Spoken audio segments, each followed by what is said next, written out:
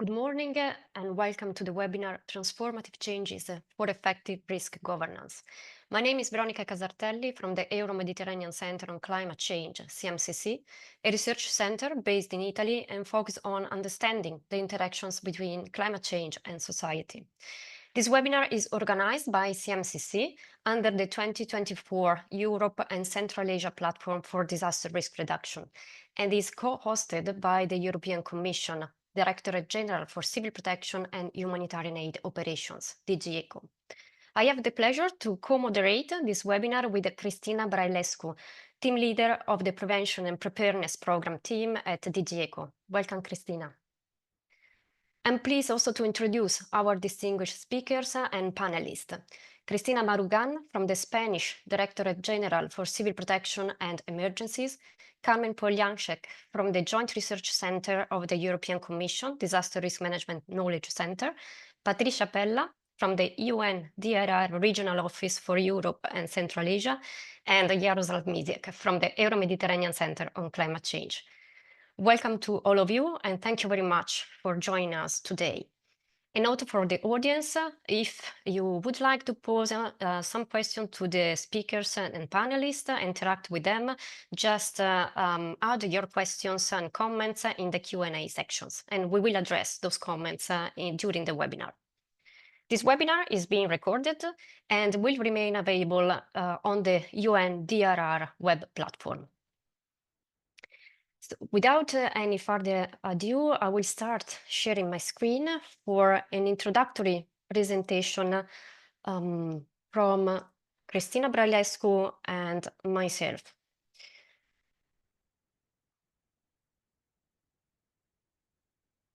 So I will focus on the need to transform our risk governance systems to increase resilience in order to contextualize the entire session and start highlight enabling conditions that can accelerate this challenging process.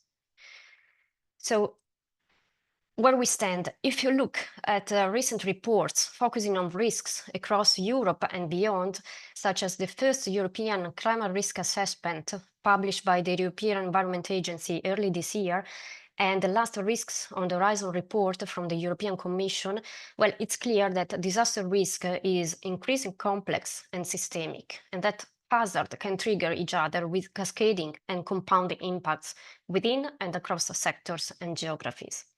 So we must implement a paradigm shift. We must think a little bit differently from the past, because conventional approaches to disaster risk management are no longer adequate to address current and future challenges. That's why transformative changes on disaster risk governance are urgently needed. And that's why we decided to focus this webinar exactly on this topic. The political declaration of the high-level meeting on the Sendai Framework Mid-Term Review of last year, 2023, addressed priority 2 of the Sendai Framework and highlighted some key points that should be addressed by countries in the near future in order to reach the Sendai Framework goal. So our system, first of all, needed to approach risks from a multi-hazard, multi-risk and systemic perspective. We needed to strengthen the role and capacities of local authorities, promoting a bottom-up approach. Risk-informed decision-making and investments are needed for better risk management planning. And the whole of society and a whole ongoing approach is to be implemented to include all levels of government and strengthen the collaboration between public authorities, the private sector, civil society organizations, this research and academia, and of course the general public, focusing more on most vulnerable groups. Policy coherence between climate change adaptation, disaster risk reduction, and sustainable development is urgently needed to address synergies, but also trade-off between different frameworks. And linked to this, we should exploit more nature-based solutions and ecosystem-based approaches. Last but not least, we need to increase cooperation in DRR across the global, regional, and sub-regional level.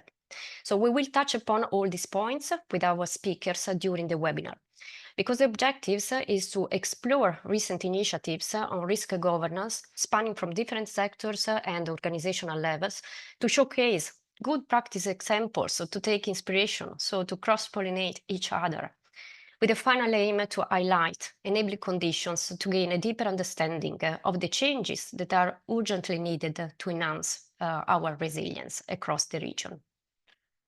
And talking about enabling condition, I think the first and foremost enabling condition is to conduct in-depth assessment of risk management capabilities. You can see in the slide the peer review assessment framework, which is the framework that we are currently using to conduct in-depth assessment of DRM capabilities under the framework of the Union Civil Protection Mechanism peer review program of disaster risk management and civil protection systems. And you can see in the framework disaster risk reduction governance as the core part of the entire structure that covers also all stages of disaster risk management, risk assessment, and risk management process. So this program is run by the European Commission, DG ECO, and currently supported by CMCC. And it represents a really good opportunity for countries and regions to reflect on their own capabilities to cope with disaster.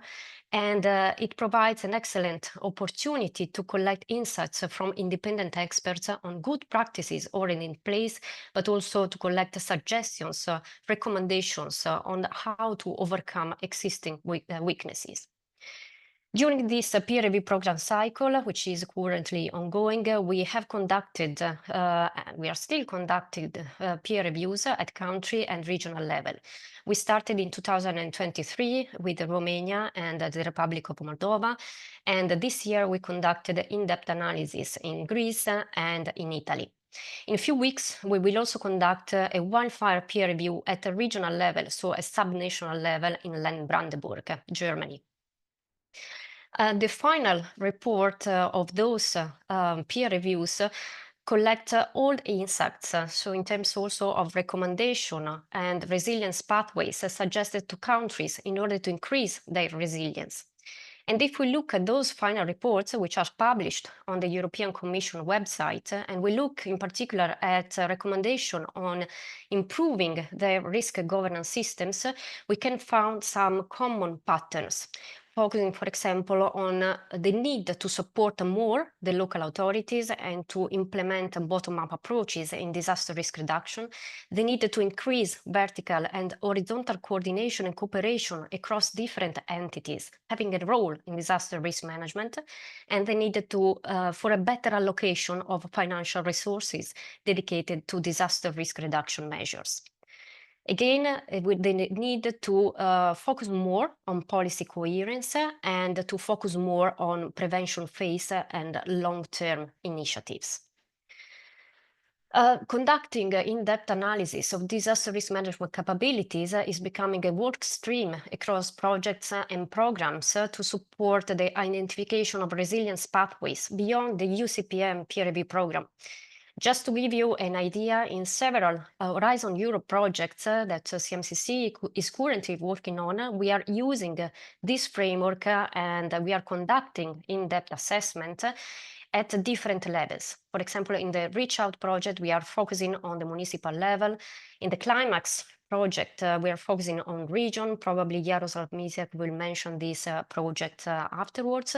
And specifically, we are using this framework in the Myriad EU project, which is a flagship project focused on multi-risk and assessment and multi-risk management. So we are using this framework to collaborate more with the local authorities in order to co-identify resilience pathways. Moreover, under the Union Civil Protection Mechanism, there are several tools that are also using this framework and are also conducting somehow disaster risk management capabilities assessment. And in relation to this last point, I will give the floor to Cristina Brailescu. Yes, thank you so much, Veronica, and good morning, everyone. Indeed, I represent here DG ECO in the European Commission.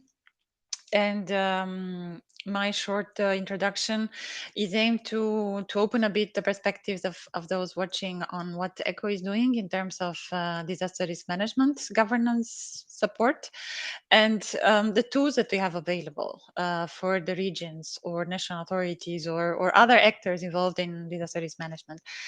Next one, Veronica. Yeah. So I will focus on the four main tools that we have today and are available for use by various authorities, as I mentioned. The first two that you see up are our two types of grants that we award annually on an annual basis. So we have the Technical Assistance for Disaster Risk Management, Track 1 grants, and the Knowledge for Action in Prevention and Preparedness grants. And I will go a bit more into details in the next slides on these two. Then this year we have also launched a new tool, which is a Technical Assistance Financing Facility, so-called TAF. And this is also technical assistance to member states, national authorities, but this time it's not a direct grant, it's not a direct fund going to authority, it is rather the World Bank and GFDRR who provide this support to the relevant authorities. And then, as Veronica already mentioned, we have peer reviews that are carried out under the Union Civil Protection Mechanism. This program started already a long time ago, more than 10 years ago, actually.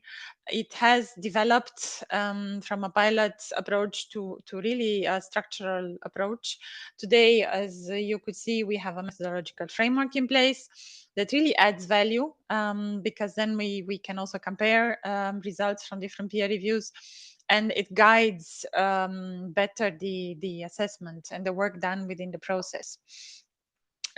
Maybe just to add to what was already mentioned, the peer review program will continue. So we will now finalize, we are now going to Brandenburg, we will do the peer review there. And this is the first peer review at regional level.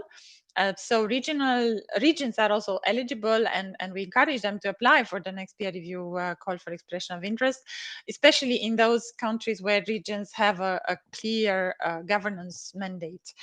And so we will publish soon a new call for expression of interest for regions or countries interested in a peer review of their disaster risk management system in the next 2 years. And if anyone is interested, you can reach out also to us and Veronica. Next one. Maybe just the last one to mention, all of our tools are aligned with our policy priorities, which today are governed by the EU disaster resilience goals. So these goals have been published in 2023. And since then, they have been discussed with member states before. They were then adopted by the Commission. There were Council conclusions, and really all our calls and support instruments are aligned with this policy framework. Next one. So just in 2 words, what are these tools? Some of them. So the Track 1 grants are actually grants that we award to national authorities in the member states and participating states to the civil protection mechanism. This includes most of the Balkan countries, and you can find the list on our website, of course. And Georgia and Kosovo today, simply to support them in view of their efforts to join the mechanism. This is an annual call, so the next call will be published in January 2025. It is a very generous co-financing, 95% EU co-financing, and these are single country grants. So it's only for a country to do work at national level, and it can finance, in principle, most of the disaster risk management types of investments needed. It should just have a strategic focus, looking for supporting reforms, supporting big investments, supporting crisis preparedness. And maybe just to give an example, we actually have recently finished, our Latvian colleagues have finished a project with Track 1 financing that was really looking into governance arrangements. So they looked into the analysis of the arrangements for wildfire risk management today at national level, and they developed also options for further changes in view of the increasing climate risk and increasing wildfire risk in the country. And then we also finance IT platforms development in relation to disaster loss data or public warning or crisis coordination. Next one. TAF is a bit similar in scope to what I mentioned for Track 1. So it's again strategic projects covering most of the disaster risk management steps. The only difference is that there is no direct funding to national authorities. We are directly funding the World Bank and GFDRR, and they provide technical support to those countries selected. This is also based on an annual call of expression of interest, which is very light. In fact, the application is really a few pages, and the administrative burden on the beneficiaries is very limited because there is no need to put in place the whole project management arrangements and reporting.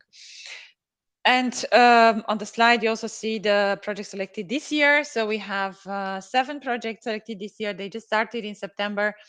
And I think next year we'll be able to present a bit more on what they deliver. Next one.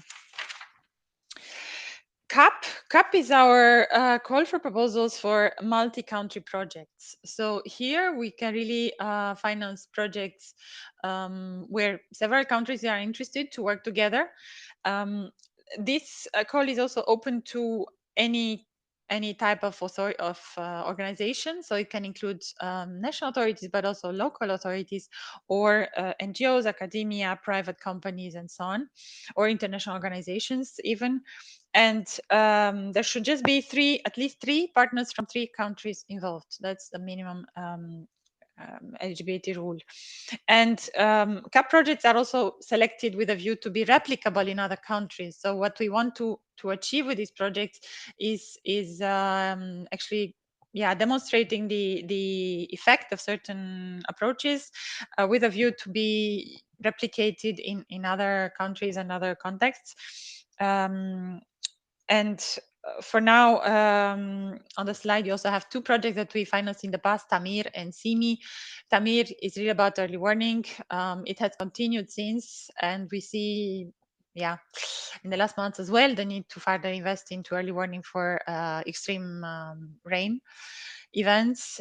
And Simi is a project that looked into integrating the needs of vulnerable groups into disaster risk management. And they develop very valuable guidelines that are now implementing in some countries. And we see also other countries wishing to work on this. The next call will also be published in January 25. And my last slide is about well, I would really like to invite you to connect to our Union Civil Protection Knowledge Network. This is now a very well developed page and platform. It has seen a sharp increase in the publication of news and access. So all of our projects are published there. We also have what you see at the bottom, the success stories of prevention and preparedness projects. We have recently updated it actually with 12 new projects. So I really invite you to have a look for if you're looking for inspiration or for partners. And then also the latest addition to the knowledge library, to the knowledge network platform, is a knowledge library for disaster risk management. And where it's important that we actually collect key valuable documents and frameworks, guidelines, and so on disaster risk management with a view to facilitate their sharing. And the last element I wanted to mention is our evidence-based studies. We have published a number of reports in the last years on the economics of prevention preparedness, showcasing the benefit of investing in disaster risk management in the long term, as Veronica was mentioning earlier. And there are also some e-learnings for on investment in DRM. Maybe just quickly, 30 seconds to mention the future. So the future, it means actually for us a new commission that will likely start in early next year. We will have a new commissioner, new college of commissioners, and we know already that there will be an EU preparedness strategy that will be developed early next year. This is already something that our Commission President, Mrs. von der Leyen, has committed to. So we do expect more policy developments next year in this field. And maybe also I'd like to raise to everyone's awareness the report that was recently published, actually a week ago, by the Commission as well. It was prepared by former Finnish President Niinisto, and its title is Safer Together, Strengthening Europe's Civilian and Military Preparedness and Readiness. It focuses on 10 building blocks of how we could strengthen this preparedness. And what is also nice to see is this the fact that it's all centered around a trio of principles, almost the same that were mentioned from Sendai. So the need for a whole of government approach, for a whole of society approach, and for a multi-hazard approach. Over. Thank you. Thank you very much, Cristina. It was a really rich presentation with plenty of opportunities offered by the European Commission that can be further exploited by countries and regions. So I will now open the floor to our speakers for a series of pitch presentation, and I have the pleasure to first give the floor to Cristina Marugan, Head of International Affairs and at the Spanish Directorate General for Civil Protection and Emergencies. But Cristina allow us to express our empathy for the disastrous flood that we are still facing in Spain. Cristina, the floor is yours. Thank you. Thank you very much. Good morning, colleagues. Good morning, Veronica. And thank you for your kind words. And in general, this is an opportunity to thank all those who have expressed their condolences to our department and to our country in general. I'm going to tell you a little bit what our experience was with this topic of governance for disaster risk management. As you know, during the Spanish presidency in the second half of 2023, we held a workshop on the topic of how to strengthen governance for disaster risk management in Europe. That took place in July in Madrid, where more than 60 delegates and from more than 30 member and participating states had the opportunity to discuss together during several plenary sessions and also in breakout sessions on this topic. Next slide, please. The objectives of the workshop were, as a general objective, to identify opportunities for strengthening governance for disaster risk management in order to build more resilient societies in the different UCPM member and participating states. And in particular, what the experts did was analyzing the different national DRM systems in order to look for opportunities to improve, on the one hand, the governance and decision-making structures, but also the DRM planning and instruments and tools, and finally, the monitoring and measuring of DRM governance. The outcomes of the workshop were first, several recommendations issued by the experts after the breakout sessions. Well, actually, there were 18 recommendations for member states and participating states, but we can summarize them in 4 main recommendations, which are first, that we need a stronger focus on prevention. Second, that we need improved and also very importantly, updated regulatory frameworks. Decision-making must be made more effective, also with a stronger link on scientific knowledge and data. And it was thought important to engage civil protection authorities more strongly in DRM planning. There were also several actions which were proposed to be taken at EU level. The first one was to improve access to information on funding for DRR. The second was to create a community of practice on DRM governance, and possibly starting with a discussion group in the Knowledge Network platform, which has just been mentioned by Cristina. And finally, to identify materials and experiences for training on DRM with an emphasis on prevention.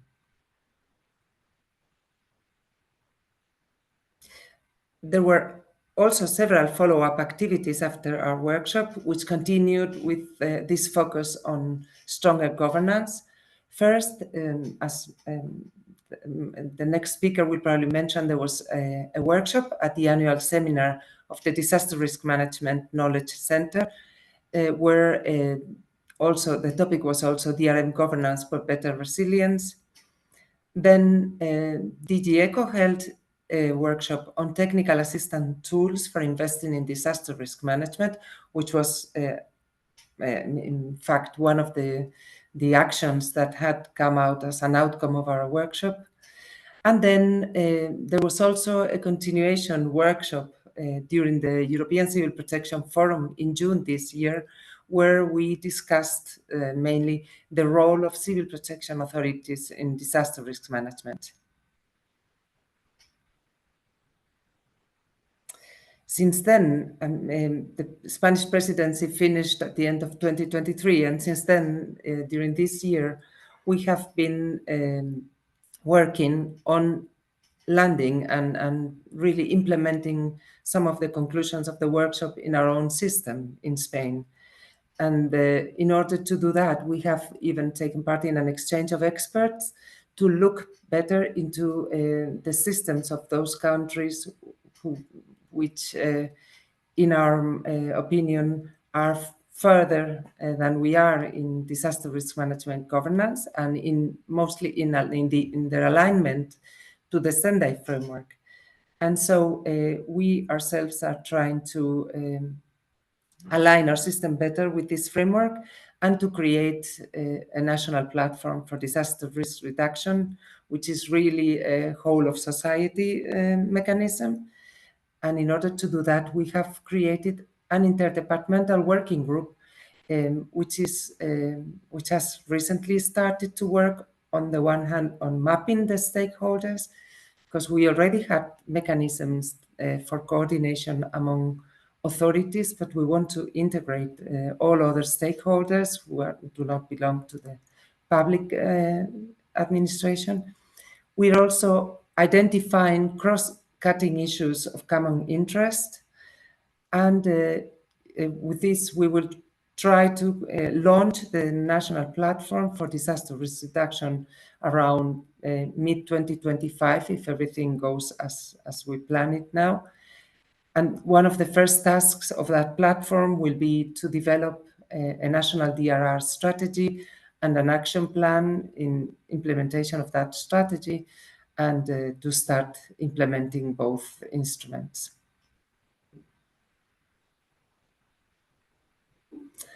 Very much, Cristina. Thank you very much. Thanks a lot. I have a burning question, if I may. In your opinion, what are the main challenges that civil protection or disaster risk management authorities in general in Spain are facing in developing and shaping effective risk governance framework? So focusing more also on the subnational level. So I would say the first challenge are the disasters themselves, because they have become, as we have just seen in Spain, and unfortunately, much more severe and complex and unexpected as in the past. So we need to adapt as civil protection authorities to this new risk landscape. And that means that we need to be better in cooperating with other sectors. That is something we are facing now. Lack of cooperation with other sectors, I would say, is one of the constraints, and also the lack of coordination. Sometimes there are overlapping responsibilities, or the lines of authority are not so clear, also within civil protection authorities. and that is something which really limits our effectiveness in our tasks. Also, we have traditionally focused as civil protection authorities on response and recovery, and we see more and more the need to have a stronger focus on prevention, as I said before, also in everything which has to do with the citizens and with risk awareness. And there is also a lack of awareness, not only among the citizens, but mostly also in decision-making. The civil protection authorities, the persons responsible for the authorities sometimes are not aware of the need to have a wider view of disaster risk management. And finally, if I may, well, lack of resources is always, it's always a good excuse, but it is a fact that we lack the resources, we lack human resources to deal with this. Already, we are seeing that ourselves while working in the creation of a national platform. That is something that really takes a lot of resources. It takes time, it takes effort. So definitely we need to improve our budget and to reinforce our staff in order to cover all these aspects of disaster risk management.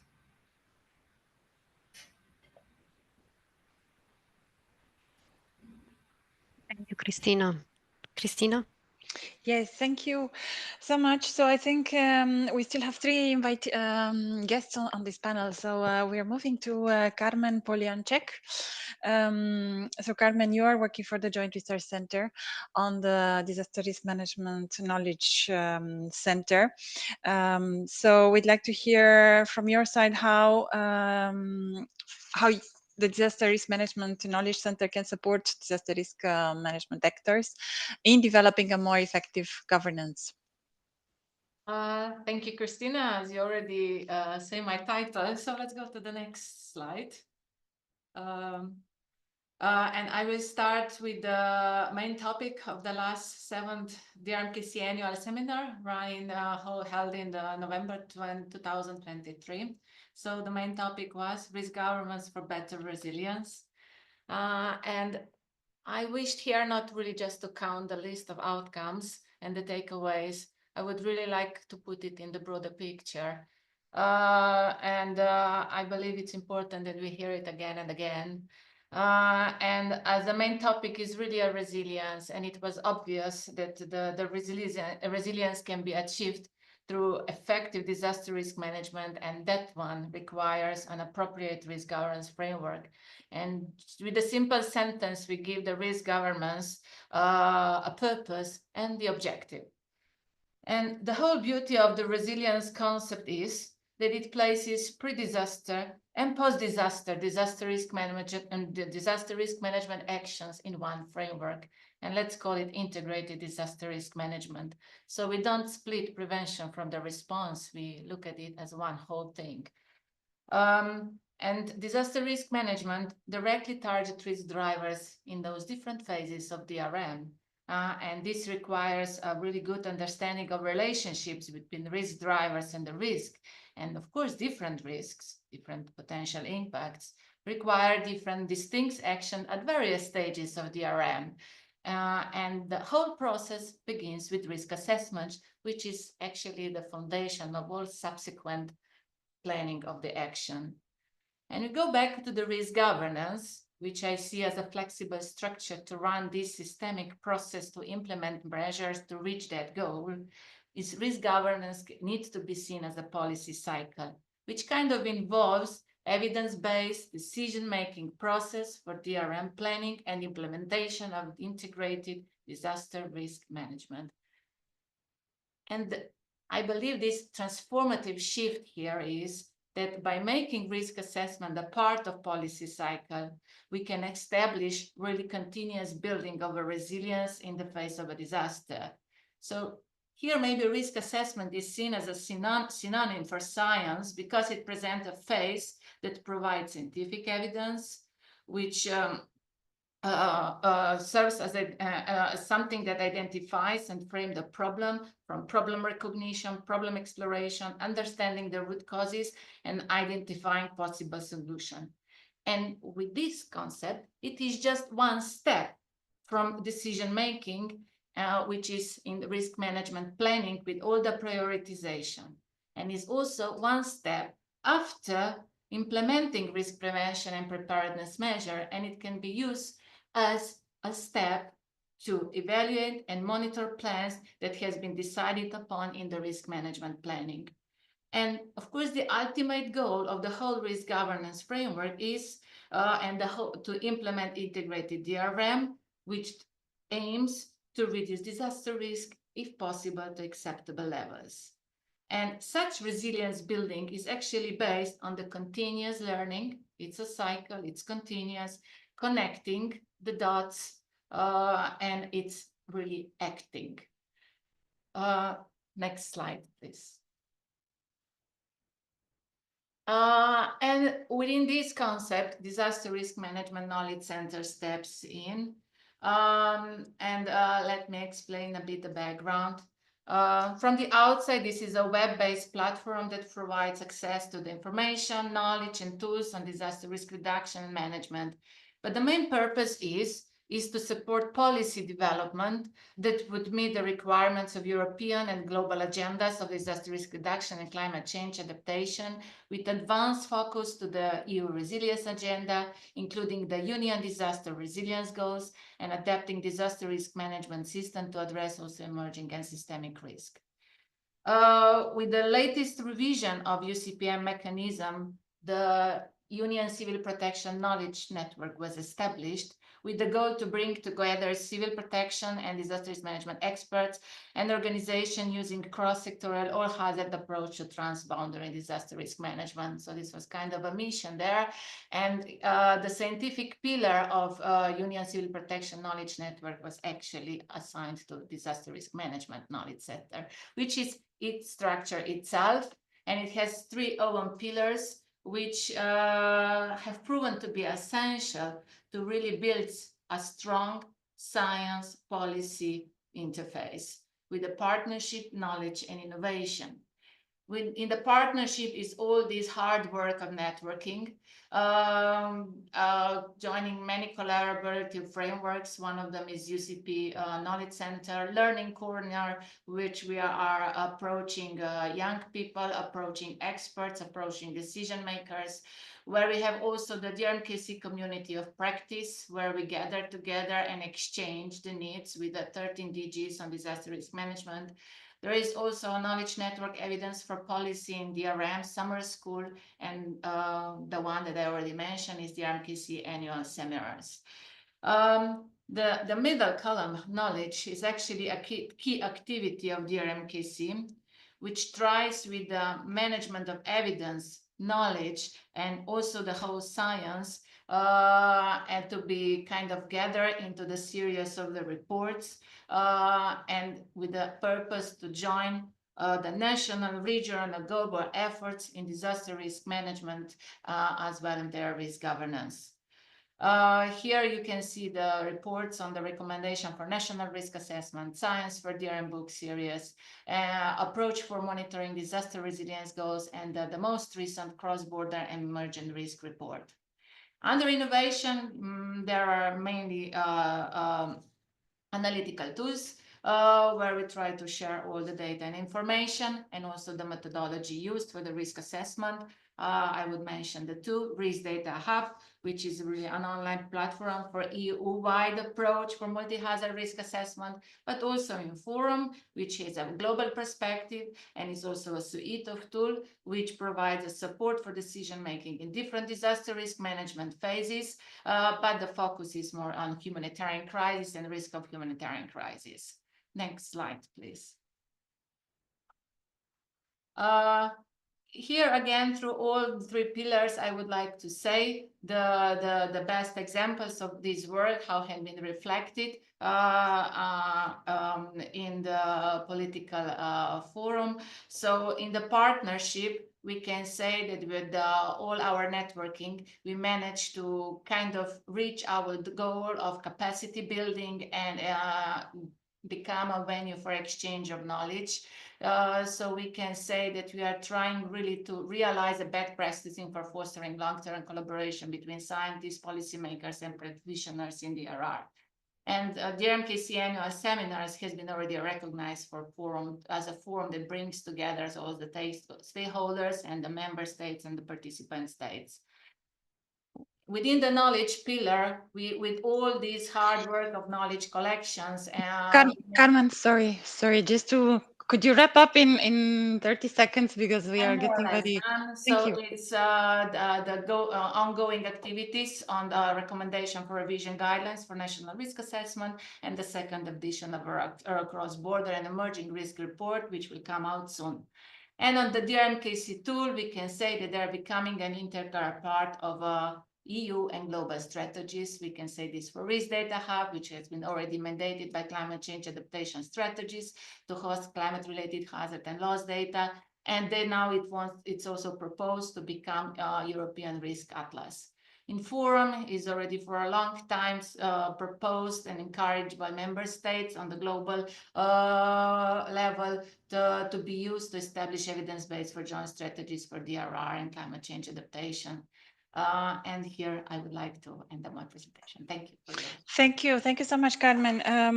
We are really getting very short of time, but one last really 30-second question is what do you think is the key research question that the science should address to improve DRM governance? Well, I would like to bring up here one topic, probably it was mentioned often with the different wording, but as a representative of scientific community, I must confess that we still have a way to go in generating an actionable evidence. It can be in regards in assessing risk levels, uncertainties, midterm early warning, lead times, efficient early warning system, we can name them. There are many things to grasp. And it's actually our responsibility to highlight the need to further research to bridge this gap and to produce more streamlined decision-oriented output. That's the output that could be easily uptaken by decision maker. I would name it like a kind of operationalization gap. I hope I feel you know what I have in mind. And the reason for this gap, I see it's coming from the gap that from the fact that the world is changing faster as we are able to understand this change, simply like that. I have in mind increasing interconnectedness along with the effects of climate change, other global risk drivers, which led to technology-driven emerging risks, systemic risk, with their cascading effect that escalates across systems. And all of this actually pose many challenges also to risk modelers on one side and decision makers to understand the outputs of all this multi-risk assessment on the other side. So, and for them to establish then the criteria which selection to choose, which scenario selection to actually to choose. So if I would really like to identify this transformative change here. And I think that change should lead to the faster understanding of this complexity. And I believe this needs to be done together with decision maker. And in this concept, as I presented at the beginning, when science is one step, the decision maker is actually possible.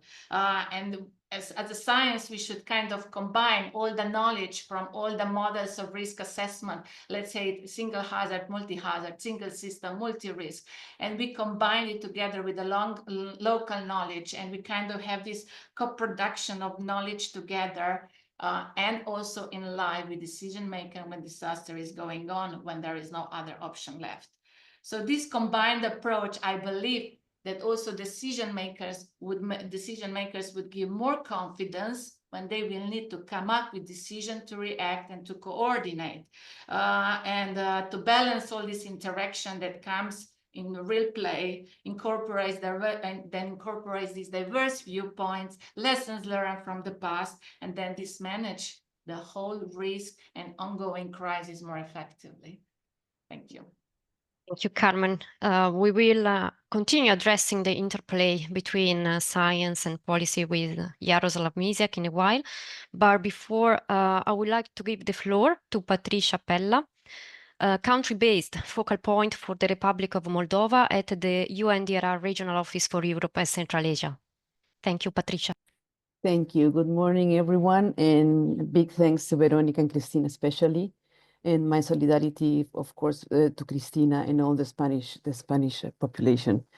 Okay, since the time is limited, I wanted to give you some context on the presentation.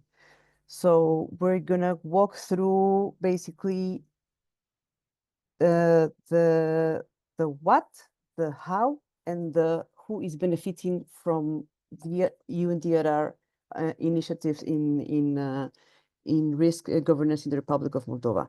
First of all, I want to touch based on what Veronica you said already, that is we need a paradigm shift urgently, and I cannot be more in line with that. And actually, we are moving in Moldova, in the Republic of Moldova, we're struggling a little bit, and that went out on the peer review also, that the shift is needed from response, which is a very strong core mandate in the government of Moldova, to prevention and preparedness. So with that, I would like to start the content. So this is the how. This is our framework.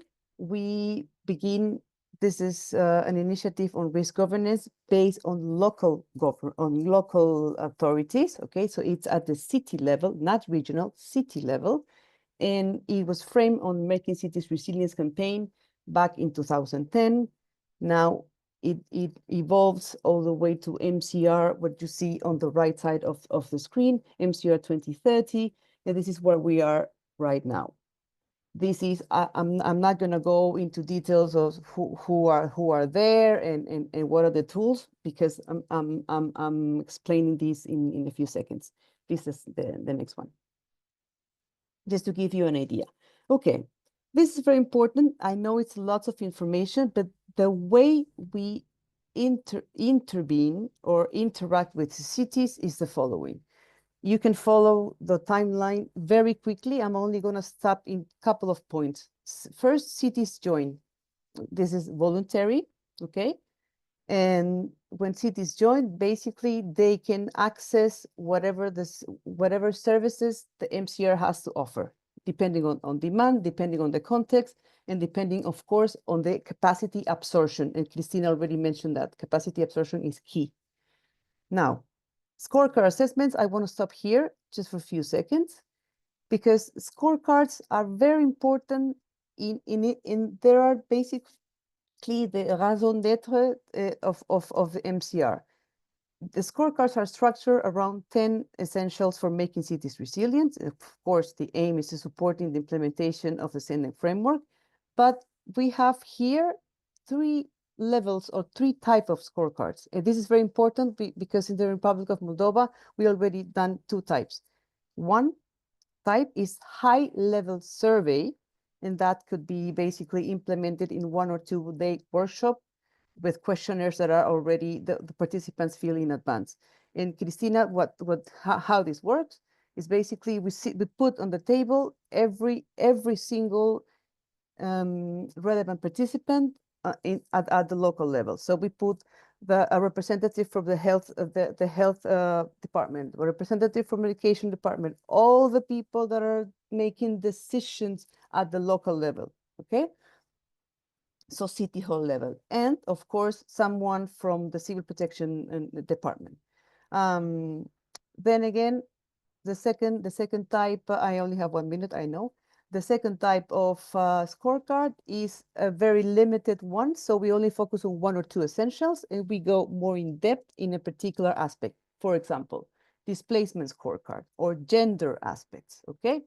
Last type is a more detailed or elaborated review of the city entire resilience strategy. Okay, we move, please, Veronica, for the next one, because we don't have time to explore the rest. But that's basically what I wanted the message I wanted to put out here is this is the landscape of what we achieved as UNDRR in the Republic of Moldova.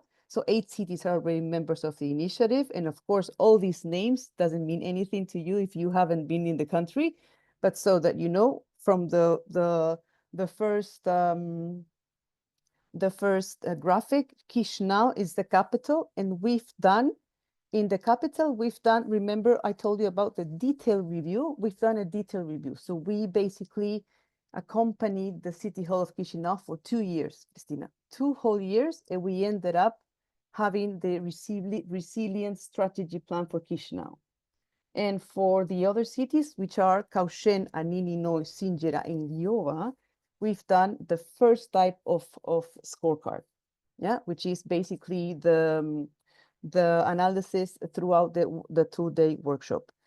So that everybody knows on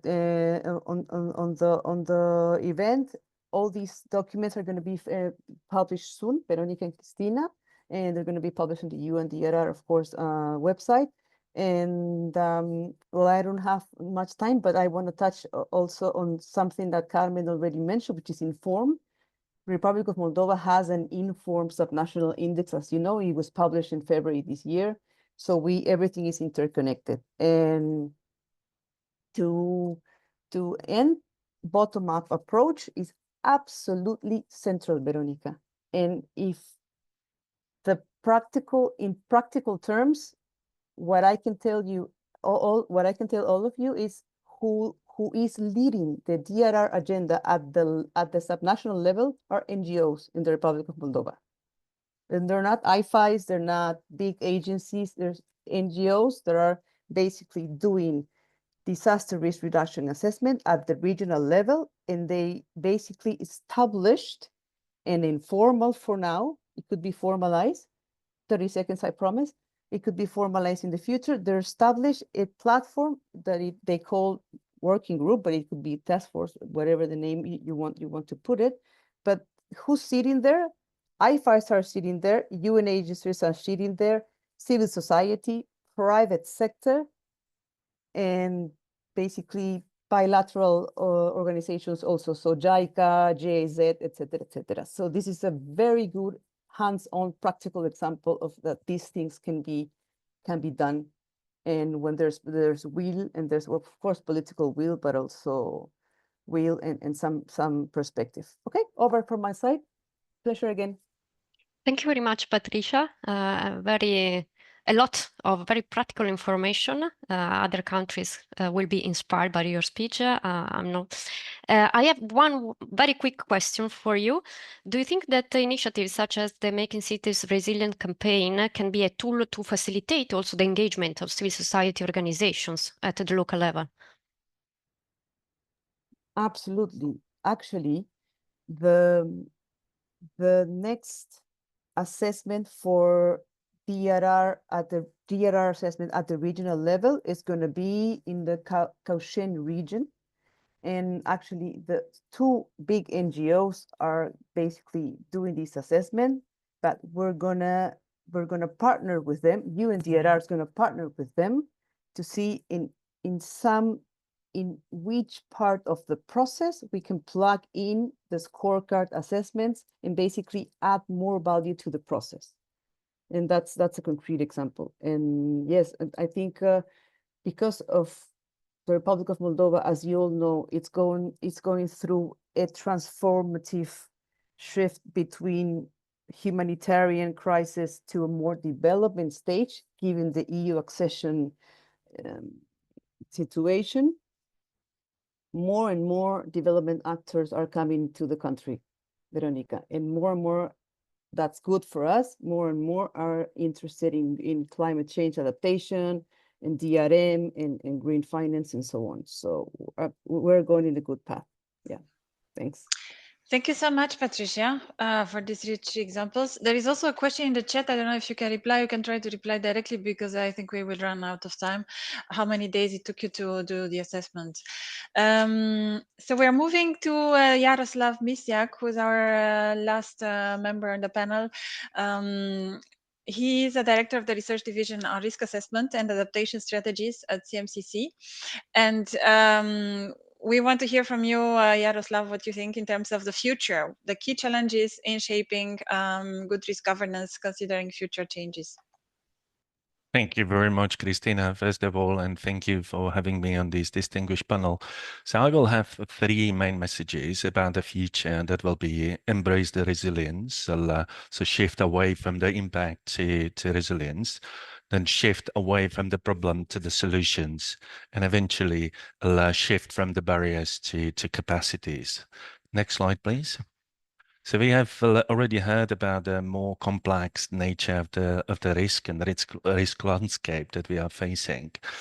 So there are very important connections that have been omitted in the Sendai framework back in 2015. We have insisted at that time that we should look into wider reaching and systemic impact, but it hasn't been translated into the goal. So we know now that we are facing PERMA and polycrisis at the same time, and we are looking into tipping points, planetary boundaries, and you name it, in terms of how complex the compound and cascading risk are becoming. And those risks are propagating through the network of the risk pathways. So the governance and risk assessment and the knowledge gathering really requires a novel governance, looking into legitimacy, looking into cohesion, looking into reproducibility.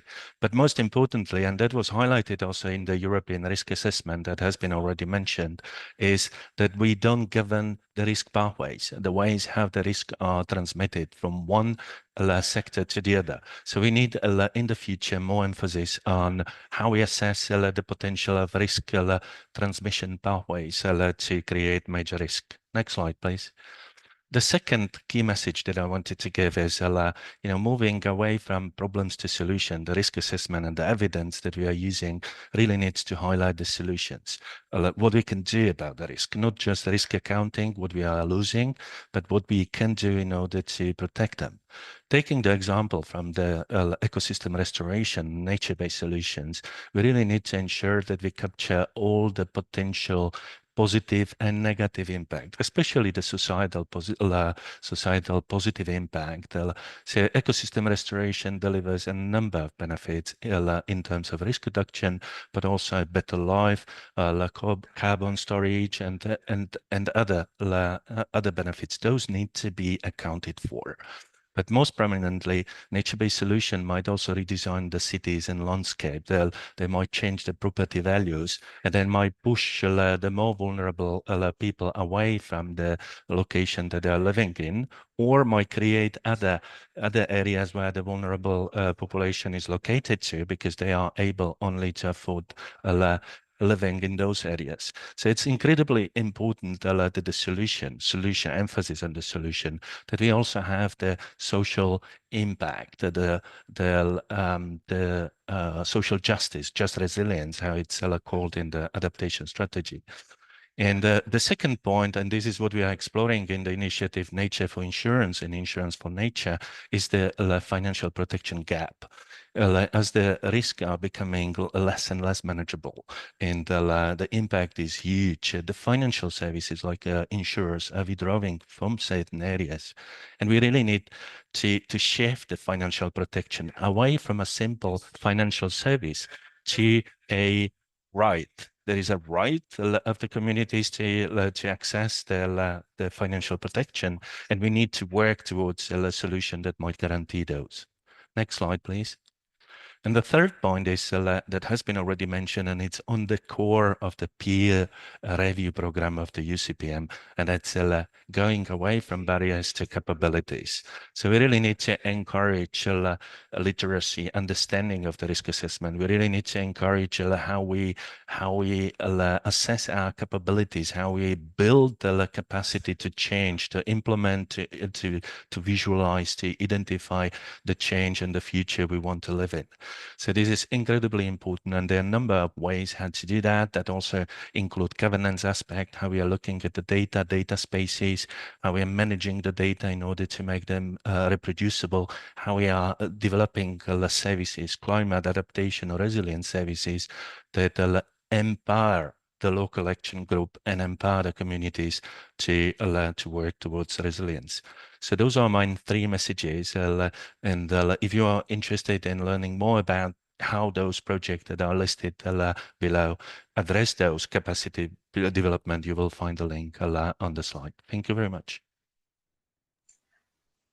Thank you so much, Jaro. And you already gave us some good examples, I think. So, so indeed, these slides will be available, and we will look into that.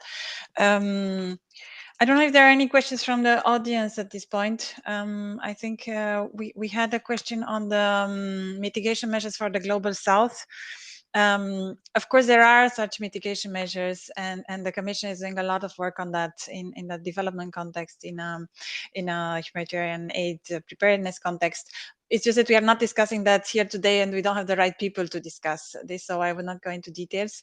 And then we had this question on how many days it took to do the assessment. I think that was, I don't know, maybe Patricia, you want to share just briefly, maybe for Chisinau, like a time frame?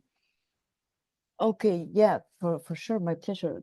For Chisinau, it took us 2 years, 2 full years to do the full resilience strategy, and it was endorsed and formally approved by the city council a month and a half ago, I think. So, you know, when the product, let's say the product or the policy document is finished and it's endorsed, then you have the whole political process of approval that it's of course out of our control. And that can take a little bit more. So, but in general, it's between one year and a half and 2 years for the whole assessment.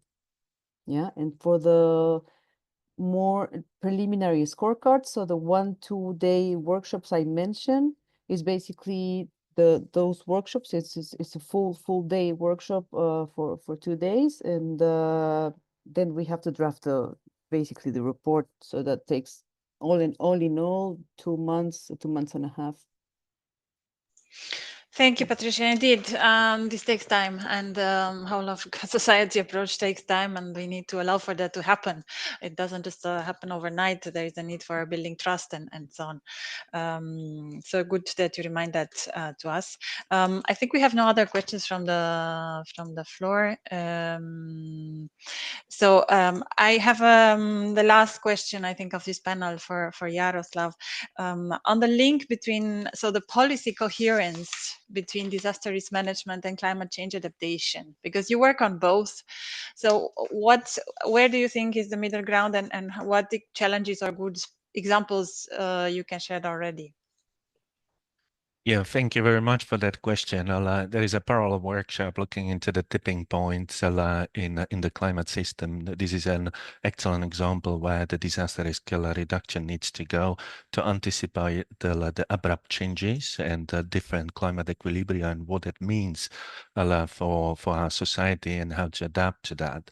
There's a huge request on reshaping the governance in order to deal with that. It's shifting from one system to the other. Climatic system or the resilience system, if you want, requires a different type of thinking, anticipatory action, precautionary principle, foresight studies, all brought together, but also assessment of the plausibility. What we take as a plausible scenario to adapt to, and what we leave out from the practical policy consideration. So there is an enormous need to improve the process of how we are looking forward to anticipate certain changes in our climate system or environmental system in general, and how to translate that to the disaster risk reduction. Thank you. Thank you very much, Jaro, and thank you very much to all our panelists. A very rich presentation and interesting discussion. All presentation will be uploaded on the CMCC website and also on the Knowledge Network platform. So you will have useful links to recent initiatives that can help countries and regions to strengthen resilience across Europe and beyond. I think we can now close. Thank you very much, Cristina Brailescu, also for co-moderating together with me this webinar. And yeah, thank you very much to all of you. And thank you. Thank you. Bye.